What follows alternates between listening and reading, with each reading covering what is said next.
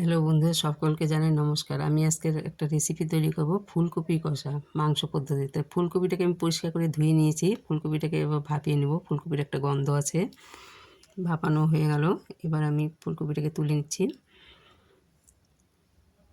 তুলে কড়াইয়ে তেল গরম করে নিয়েছি। এবারে আমি ফুলকপিগুলোকে ভেজে নেব। যেমন মাংস রান্না করে আমরা আলুগুলো ভেজে তুলি, সেরকম করে ফুলকপিটাকে ভেজে নেব।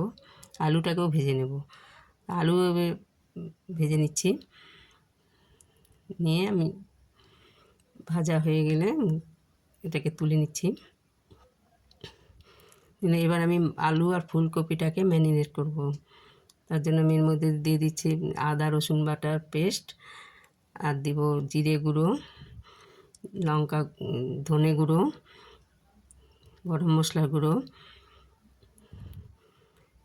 কাশ্মীরি লঙ্কার গুঁড়ো, আর দিয়ে দিচ্ছি এমনি লঙ্কা গুঁড়ো। দিয়ে এটাকে 10 মিনিট ম্যারিনেট করে রাখবো ভালো করে। যেমন মাংস আমরা ম্যারিনেট করি ওরকম। প্লিজ বন্ধুরা, আপনারা দেখতে থাকেন আমার এই ভিডিওটাকে, কেউ স্কিপ করবেন না। আপনারাও বাড়িতে এইভাবে রান্না করে রাখবেন। এবার আমি তেল গরম করে আবার ওর মধ্যে ফোড়ন দিয়ে দিলাম তেজপাতা, লঙ্কা, শুকনো লঙ্কা, জিরে, গরম মশলা, গোটা গরম মশলা দিয়ে এবার ওর মধ্যে দিয়ে দিলাম পেঁয়াজ কুচি। পেঁয়াজটাকে দিয়ে একটু ভালো করে লাল করে ভেজে নেব।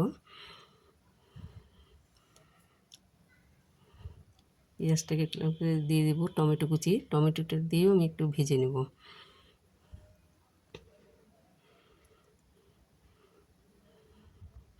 এবার আমি যে ম্যারিনেট করে রেখেছি সেগুলো দিয়ে দেব।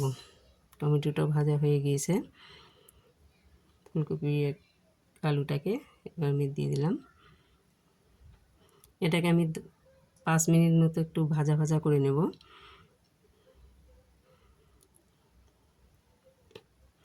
5 মিনিট ভাজা হয়েছে। এবার আমি একটু গরম জল দিয়ে দিলাম সেদ্ধ করার জন্য। যেমন মাংস কষা ঠিক ওই টাইপের কষাবো। আর একটু কালার আসার জন্য আর একটু দিয়ে দিলাম কাশ্মীরি লঙ্কার গুঁড়ো। আপনারা বাড়িতে এইভাবে রান্না করে খাবেন, দেখবেন ভালো লাগবে। ফুলকপি অনেকে খেতে চায় না, কিন্তু এইভাবে রান্না করে সকলেরই ভালো লাগবে। এবার কষানো হয়ে গিয়েছে। এবার আমি এর মধ্যে দিয়ে দেব মটরশুঁটি।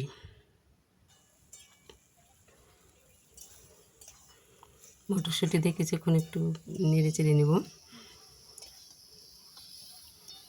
বন্ধুরা, আপনারা আমার চ্যানেলটাকে লাইক কমেন্ট শেয়ার করবেন, ভালো লাগলে সাবস্ক্রাইব করবেন। নতুন বন্ধুরা কেউ এসে থাকলে চ্যানেলটাকে সাবস্ক্রাইব করবেন। এবার আমি 10 মিনিট এটাকে ফুটিয়ে নিলাম। আলু ফুলকপিগুলো আমার সেদ্ধ হয়ে গেছে।